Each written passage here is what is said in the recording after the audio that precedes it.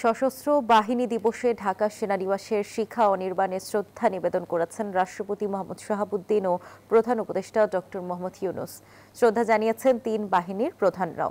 পরে army multipurpose কমপ্লেক্সে খেতাবপ্রাপ্ত বীর মুক্তিযোদ্ধা ও তাদের উত্তরাধিকারীদের সংবর্ধনা দেন প্রধান উপদেষ্টা।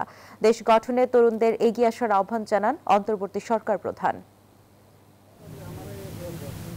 সশস্ত্র বাহিনী দিবসের সকালে ঢাকা সেনানিবাসে শিখা অনির্বাণে শ্রদ্ধায় অবনত রাষ্ট্র ও সরকার প্রধান। শুরুতে রাষ্ট্রপতি মোহাম্মদ শাহাবুদ্দিন, এরপর শ্রদ্ধা জানান অন্তর্বর্তী সরকারের উপদেষ্টা doctor Mohammad Yunus.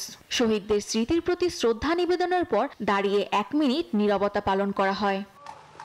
Bashundhara public school and college 2026 শিক্ষাবর্ষে ভর্তি চলছে। তিন বাহিনীর একটি চৌকস দল সামরিক কায়দায় অভিবাদন জানায়। বিহুগলে বাজানো হয় করুণ সুর।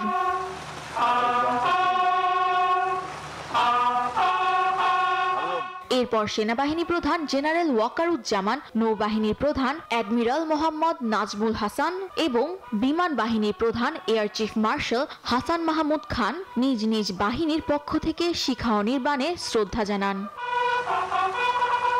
পরে প্রধান উপদেষ্টা ঢাকা সেনানিবাসের আর্মি মাল্টিপারপাস কমপ্লেক্সে নির্বাচিত খেতাবপ্রাপ্ত বীর মুক্তিযোদ্ধা ও তাদের উত্তরাধিকারীদের সংবর্ধনা দেন, বিতরণ করেন শুভেচ্ছা স্মারক। অনুষ্ঠানে তরুণদের দেশ গঠনে এগিয়ে আসার আহ্বান জানান প্রধান উপদেষ্টা। মহান মুক্তিযুদ্ধে বীরত্বপূর্ণ অবদানের স্বীকৃতিস্বরূপ বীর মুক্তিযোদ্ধাদের কল্যাণে বিভিন্ন কার্যক্রম পরিচালিত হচ্ছে। ভবিষ্যতে এই ধারা অব্যাহত থাকবে বলে আমি আশাবাদী। বীর মুক্তিযোদ্ধা, শহীদ, আহত এবং জীবিত ছাত্র জনতার কাছে আমরা প্রতিজ্ঞাবদ্ধ থাকতে চাই যেন তাদের দেওয়া সুযোগ কাজে লাগিয়ে আমরা বাংলাদেশকে পৃথিবীর সামনে গণতান্ত্রিক উত্তরণের একটি দৃষ্টান্ত হিসেবে উপস্থাপন করতে পারি। ৭১ সেনা, নৌ ও বিমান বাহিনীর সদস্যরা সম্মিলিতভাবে দখলদার পাকিস্তানি বাহিনীর বিরুদ্ধে সমন্বিত আক্রমণের সূচনা করে।